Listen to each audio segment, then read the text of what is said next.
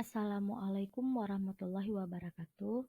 Saya Cut Habibul, CGP Angkatan 11 dari Kabupaten Aceh Singkil, akan memaparkan hasil kerja saya mengenai demonstrasi konstekstual modul 1.1.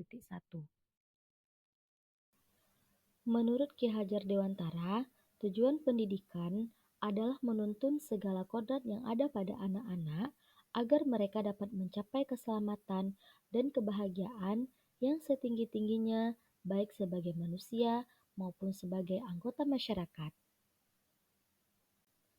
Ada beberapa aspek kunci dari kerangka pemikiran Ki Hajar Dewantara. Di antaranya adalah sistem Among, kodrat alam dan kodrat zaman, tripusat pendidikan, berhamba pada murid, budi pekerti, bermain adalah kodrat anak, dan yang terakhir adalah konsep trilogi. Ki Hajar Dewantara mengedepankan pembentukan manusia secara utuh.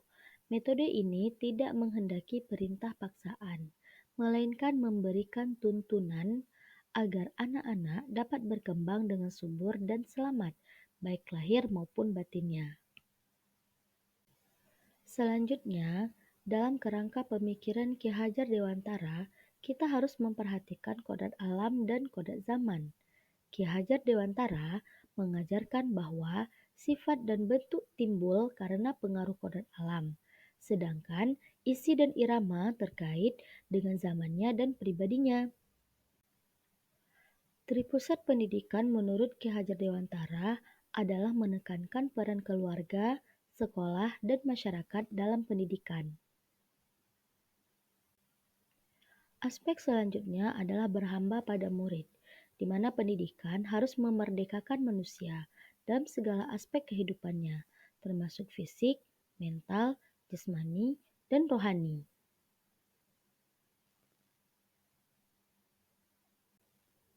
Selanjutnya adalah budi pekerti. Ki Hajar Dewantara mengajarkan pentingnya karakter dan moralitas dalam pendidikan.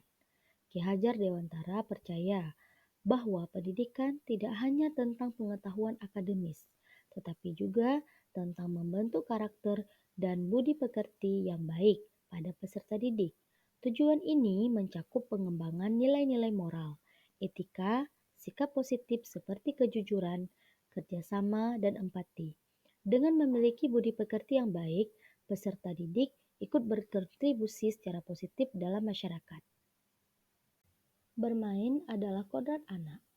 Ki Hajar Dewantara memahami pentingnya bermain sebagai bagian alami dari perkembangan anak. Hal ini ditunjukkan dengan proses pendidikan yang ada pada taman siswa. Juga, hal ini sesuai dengan metode yang diajarkan di Montessori serta Froebel. Yang terakhir adalah konsep trilogi, atau yang sering kita sebut dengan semboyan Ki Hajar Dewantara. Adapun semboyan tersebut adalah yang pertama, Ing Ngarso Sung Tulodo, dan yang kedua, Ing Madia Mangunkarso, dan yang ketiga, Tuturi Handayani. Seluruh aspek kunci dari kerangka pemikiran Ki Hadi ini bertujuan untuk pendidikan yang berpihak pada murid, di mana pendidikan dapat dirasakan oleh semua anak tanpa adanya paksaan.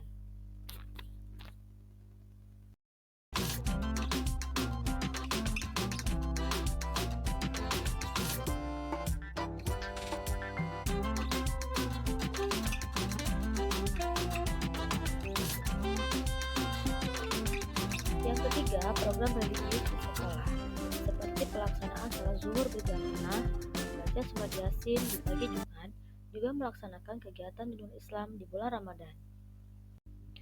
Program-program tersebut tidaklah mudah dan memiliki tantangannya tersendiri. Di antaranya adalah masih rendahnya motivasi murid dalam pelaksanaan program-program yang ada di sekolah.